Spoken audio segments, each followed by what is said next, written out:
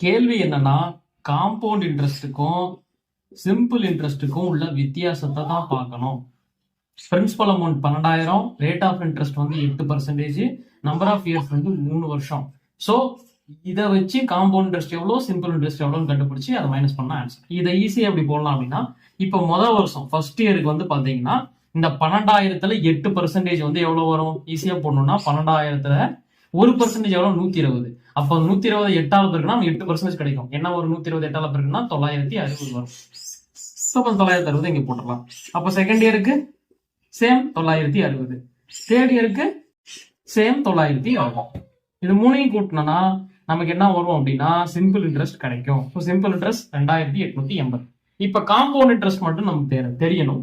So compound interest வந்து நீ ஈஸியாக எப்படி பண்ணலாம் அப்படின்னா, இப்போ வந்து காம்பவுண்ட் இன்ட்ரெஸ்ட் செகண்ட் இயர்ல இந்த 960 வந்து நம்ம 8% பார்ப்போம். இந்த 960ல 8% எவ்வளவு வரும்? இப்போ 1%னா 9.6. அப்ப 8%னா 9.6 இன்ட்டு 8. 8 48, 8 4, 8 9 72, 4 76.8.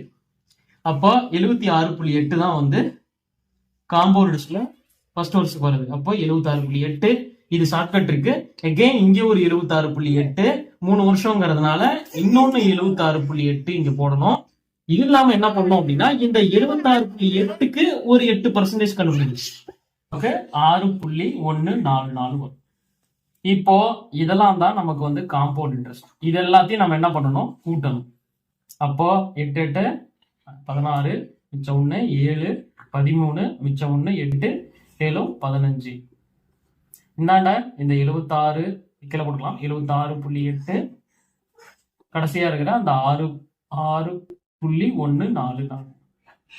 இதெல்லாம் கூட்டினா எவ்வளவு வரும்? 4 4 9 15, மிச்சம் 1 4, 10 16, மிச்சம் 1 6, 13, மிச்சம் 1 2. இதான் வந்து நமக்கு எக்ஸ்ட்ராவா இருக்கிற அமௌண்ட்.